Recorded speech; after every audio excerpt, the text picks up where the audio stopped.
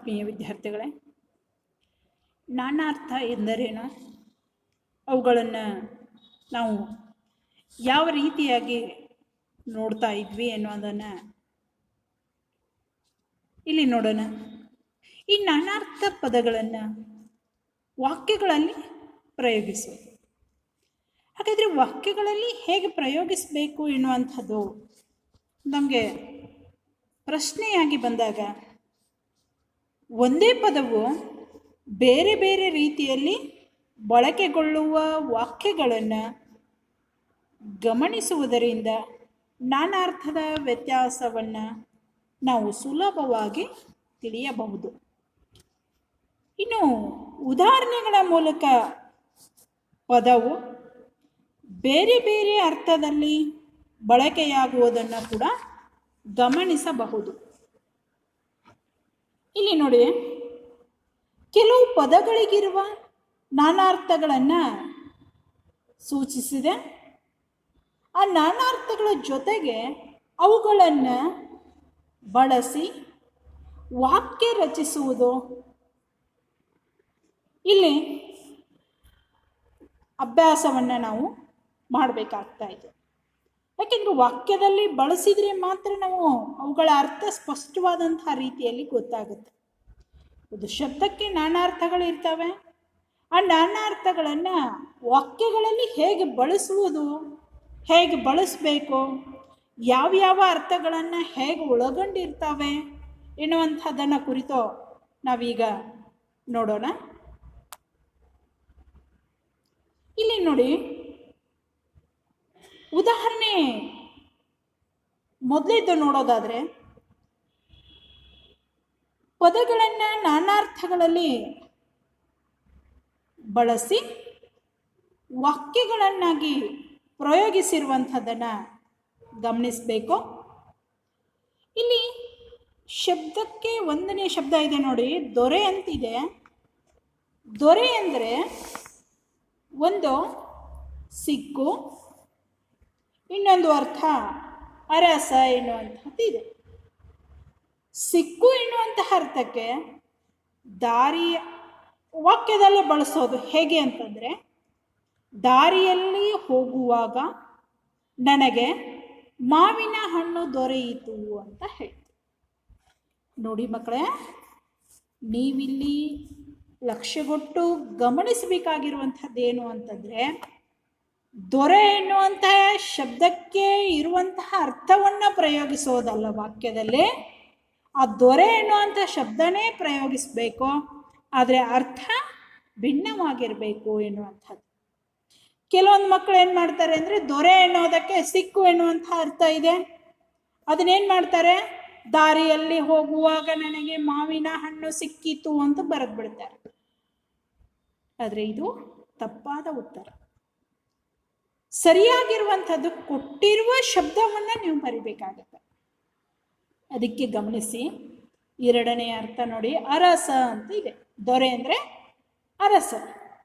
ಆದರೆ ವಾಕ್ಯದಲ್ಲಿ ಬಳಸಬೇಕಾದ್ರೆ ನಾವು ಹೇಗೆ ಬಳಸಬೇಕು?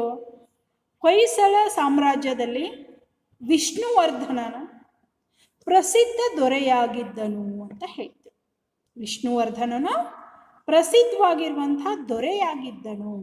ನೋಡಿ, ಇಲ್ಲಿ ದೊರೆ ಎನ್ನುವಂಥದ್ದು ನಾವು ಪ್ರಯೋಗಿಸಿದ್ವಿ. ಅರ್ಥ ಏನಿದೆ, ಅರಸ ಎನ್ನುವಂಥದ್ದು ಇರೋದನ್ನು ನೀವು ಲಕ್ಷ್ಯಗೊಟ್ಟು ಗಮನಿಸಬೇಕಾಗಿರುವಂಥದ್ದು. ಇನ್ನು ಎರಡನೇ ಶಬ್ದ ನೋಡಿ, ಅಡಿ ಎನ್ನುವಂಥದ್ದು. ಅಡಿ ಎನ್ನುವಂಥದ್ದಕ್ಕೆ ಅಳತೆ ಅಂತ ನಾವು ಕರಿತೀವಿ. ಇನ್ನೊಂದು ಅರ್ಥ ಕೆಳಗೆ ಎನ್ನುವಂತಹ ಅರ್ಥ ಇದೆ. ಮಹಾನಗರಗಳಲ್ಲಿ ಭೂಮಿಯನ್ನು ಅಡಿಗಳ ಲೆಕ್ಕದಲ್ಲಿ ಮಾರುತ್ತಾರೆ ಅಂತ ಹೇಳ್ತಾರೆ. ಅಡಿ ಅಂದರೆ ಒಂದು ಅಳತೆ. ಇನ್ನೊಂದು ಅರ್ಥ ನೋಡಿ, ದುರ್ಯೋಧನನು ರಣಭೂಮಿಯಲ್ಲಿ ಹೋಗುವಾಗ ಕಾಲಿನ ಅಡಿಗೆ ಆಯುಧಗಳು ಚುಚ್ಚಿದರೂ ಮುನ್ನಡೆದನು ಎನ್ನುವಂಥ ಅರ್ಥ ಇದೆ. ನೋಡಿ, ಇಲ್ಲಿ ಅಡಿ ಅಂತಂದರೆ ಪಾದ ಅಂತ ಅಥವಾ ಕೆಳಗೆ ಎನ್ನುವಂಥ ಅರ್ಥ ಇಲ್ಲಿ ಕೊಡ್ತಾ ಇದೆ ಎನ್ನುವಂಥದ್ದು. ಅಂದರೆ ಕೊಟ್ಟಿರುವ ಶಬ್ದವನ್ನೇ ವಾಕ್ಯದಲ್ಲಿ ಪ್ರಯೋಗಿಸಬೇಕು. ಇನ್ನು ಮೂರನೆಯ ಶಬ್ದ ನೋಡಿ, ಮುನಿ ಅಂತಿದೆ. ಮುನಿ ಅನ್ನುವಂತಹ ಶಬ್ದಕ್ಕೆ ಇರುವಂತಹ ನಾನಾರ್ಥಗಳು ಋಷಿ, ಇನ್ನೊಂದು ಕೋಪ ಅಂತ ನಾವು ಹೇಳ್ತೀವಿ. ವಾಕ್ಯದಲ್ಲಿ ಪ್ರಯೋಗಿಸೋದು ಹೇಗೆ? ಹಿಂದಿನ ಕಾಲದಲ್ಲಿ ಮುನಿಗಳು ತಪೋವನಗಳಲ್ಲಿ ವಾಸಿಸುತ್ತಿದ್ದರು ಅಂತ ಹೇಳ್ತಾರೆ. ಎರಡನೇ ಅರ್ಥ ಕೋಪ ಎನ್ನುವುದಕ್ಕೆ, ನಾರಿ ಮುನಿದರೆ ಮಾರಿಯಾಗುತ್ತಾಳೆ. ನೋಡಿ, ಕೋಪ ಎನ್ನುವುದಕ್ಕೆ ನಾರಿ ಮುನಿದರೆ ಮಾರಿಯಾಗುತ್ತಾಳೆ ಎನ್ನುವಂತಹ ವಾಕ್ಯದಲ್ಲಿ ಪ್ರಯೋಗಿಸಿರೋದನ್ನು ಗಮನಿಸಬೇಕು. ನಾಲ್ಕನೇ ಶಬ್ದ ನೋಡಿ, ಸೈನ್ಯ. ಯಾವುದಕ್ಕೆ ಕರಿತೀವಿ? ಪಡೆ ಎನ್ನುವಂಥ ಶಬ್ದ ಇದೆ. ಈ ಪಡೆ ಎನ್ನುವುದಕ್ಕೆ ಸೈನ್ಯ ಅಂತಲೂ ಕರಿತೀವಿ, ಹೊಂದು ಅಂತಲೂ ಕೂಡ. ಎರಡು ನಾನಾರ್ಥಗಳನ್ನು ನೋಡೋದಾದರೆ ಇವುಗಳನ್ನು ವಾಕ್ಯದಲ್ಲಿ ಪ್ರಯೋಗಿಸುವುದು. ಮಹಾಭಾರತದಲ್ಲಿ ಕೌರವರ ಪಡೆ ದೊಡ್ಡದಿತ್ತು ಅಂತ ಹೇಳ್ತಾರೆ. ನೋಡಿ, ಸೈನ್ಯ ಎನ್ನುವಂತಹ ಅರ್ಥ. ಇನ್ನು ಎರಡನೇದು ನೋಡಿ, ನಾವು ಸರಿಯಾದ ಶಿಕ್ಷಣ ಪಡೆದರೆ ಭವಿಷ್ಯ ಉತ್ತಮವಾಗಿ ರೂಪುಗೊಳ್ಳುತ್ತದೆ. ನೋಡಿ, ಶಿಕ್ಷಣವನ್ನು ನಾವು ಚೆನ್ನಾಗಿ ಪಡ್ಕೊಂಡ್ರೆ ಉಜ್ವಲವಾದಂಥ ಭವಿಷ್ಯ ಇದೆ ಎನ್ನುವಂಥದ್ದ ಈ ಒಂದು ವಾಕ್ಯದ ಅರ್ಥ. ಇಲ್ಲಿ ಪ್ರಯೋಗಿಸಿರೋದನ್ನು ಗಮನಿಸಿ. ಐದನೆಯ ಶಬ್ದ ನೆರೆ. ಈಗಾಗಲೇ ನಾವು ನೋಡಿದ್ವಿ ನೆರೆ ಎನ್ನುವಂಥ ಶಬ್ದನ. ನೆರೆ ಅಂದರೆ ಪ್ರವಾಹ ಅಂತ ಅರ್ಥ. ಇನ್ನೊಂದು ಪಕ್ಕ ಎನ್ನುವಂಥದ್ದು, ಅಥವಾ ವಯಸ್ಸಾಗು ಎನ್ನುವಂಥದ್ದು, ಮುಪ್ಪು ಎನ್ನುವಂಥ ಅರ್ಥಗಳು ಇದ್ದಾವೆ. ಇಲ್ಲಿ ವಾಕ್ಯದಲ್ಲಿ ಪ್ರಯೋಗಿಸೋದು ನೋಡಿ, ಉತ್ತರ ಕರ್ನಾಟಕದ ಜನಗಳು ನೆರೆ ಹಾವಳಿಗಳಿಗೆ ಸಿಲುಕಿ ಮನೆ ಮಠ ಎಲ್ಲವನ್ನ ಕಳೆದುಕೊಂಡರು ಅಂತ ಹೇಳ್ತೀವಿ. ಇಲ್ಲಿ ಪ್ರವಾಹ ಎನ್ನುವಂಥ ಅರ್ಥ ಬರುತ್ತೆ. ಇನ್ನೊಂದು, ನಮ್ಮ ಜನಪದರು ನೆರೆಹೊರೆಯವರನ್ನ ಪ್ರೀತಿಯಿಂದ ಕಾಣಬೇಕು ಎಂದು ಹೇಳುತ್ತಿದ್ದರು. ನೋಡಿ, ಇಲ್ಲಿ ನೆರೆ ಅಂತಂದರೆ ಅಕ್ಕಪಕ್ಕದವರು ಅಂತ ನಾವು ಹೇಳ್ತಾ ಇದ್ದೇವೆ.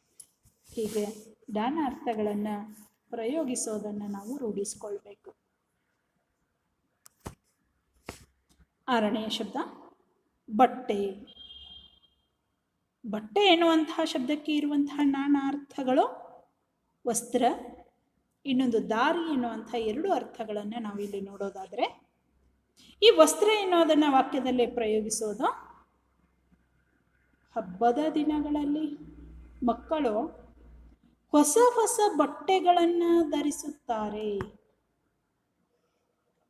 ಇನ್ನು ದಾರಿ ಎನ್ನುವಂತಹ ಶಬ್ದವನ್ನು ಕುರಿತು ನೋಡೋದಾದರೆ, ಸೀತೆಯನ್ನು ಕಾಡಿಗೆ ಕರೆದುಕೊಂಡು ಹೊರಟ ಲಕ್ಷ್ಮಣನು ಕಾಲ್ಬಟ್ಟೆಯಲ್ಲಿ ಅನಿಲ ವೇಗದಿಂದ ರಥವನ್ನು ಮುನ್ನಡೆಸಿದನು ಎನ್ನುವಂಥ ಅರ್ಥ. ಇಲ್ಲಿ ಬಟ್ಟೆ ಅಂದರೆ ದಾರಿ ಎನ್ನುವಂಥ ಅರ್ಥ ಒಳಗೊಂಡಿದೆ. ಶಬ್ದ 7 ಉಗಿ ಅಂತ ಹೇಳ್ತೀವಿ. ಉಗಿ ಅಂದರೆ ಉಗುಳು ಎನ್ನುವಂಥದ್ದು, ಉಗಳು ಅಂತ ಕರಿತೀವಿ. ಇನ್ನೊಂದು ಅರ್ಥ ಆವಿ. ಮೊದಲದ್ದು ನೋಡಿ, ದುಷ್ಟರಿಗೆ ಎಷ್ಟು ಉಗುಳಿದರೂ ಬುದ್ಧಿ ಬರುವುದಿಲ್ಲ. ನೋಡಿ, ಇನ್ನು ಎರಡನೇದು ಆವಿ ಅಂತಿದೆ. ಇಂದಿನ ದಿನಗಳಲ್ಲಿ ನೋಡುವುದಕ್ಕೆ ಉಗಿಬಂಡಿಗಳು ಕಾಣ ಸಿಗುವುದಿಲ್ಲ ಅಂತ ಹೇಳ್ತಾರೆ. ಇವು ಎರಡು ಅರ್ಥಗಳನ್ನು ಒಳಗೊಂಡಿರುವಂತಹ ವಾಕ್ಯಗಳು. 8ನೆಯ ಶಬ್ದ ನೋಡಿ, ಹದ್ದು ಎನ್ನುವಂಥದ್ದು. ಹದ್ದು ಎಂದರೆ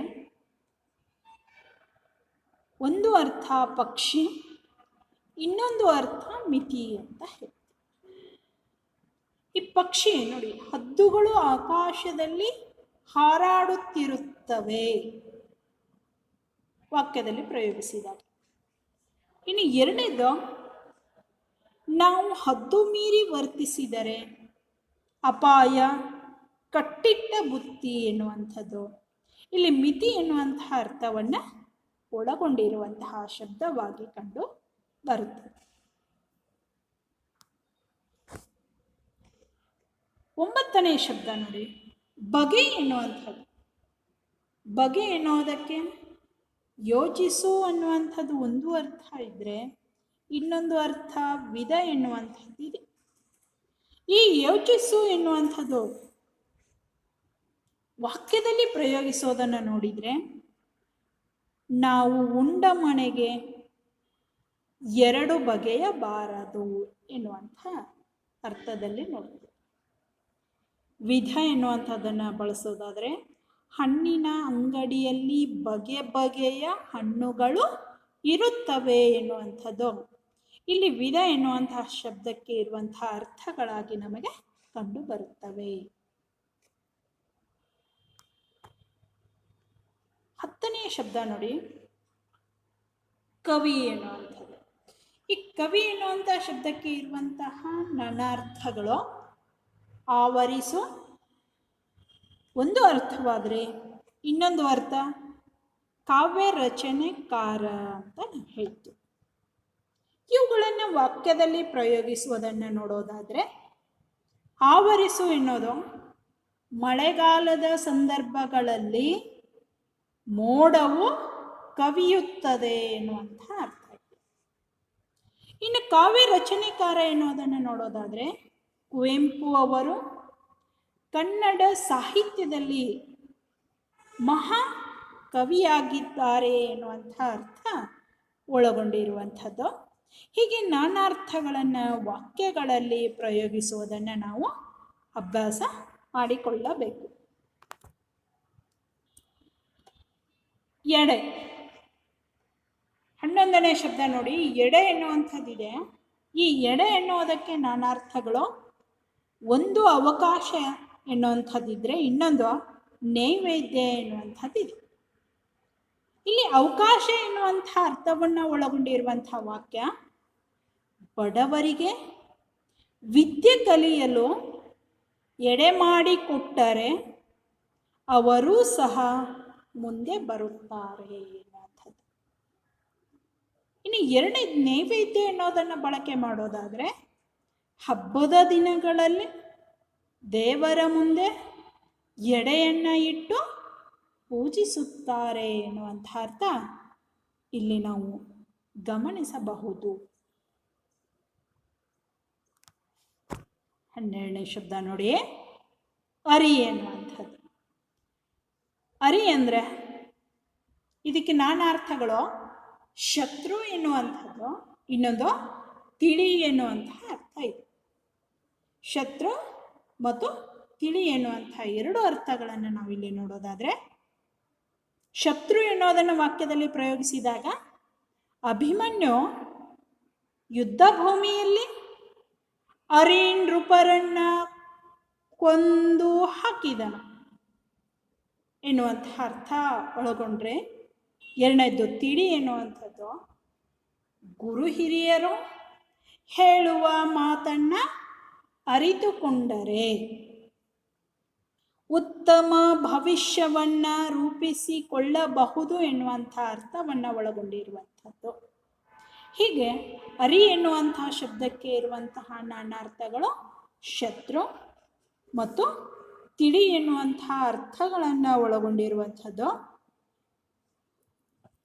ಅವುಗಳನ್ನು ವಾಕ್ಯದಲ್ಲಿ ಪ್ರಯೋಗಿಸಿರುವಂಥದ್ದು ನಾವೀಗ ನೋಡಿದ್ವಿ.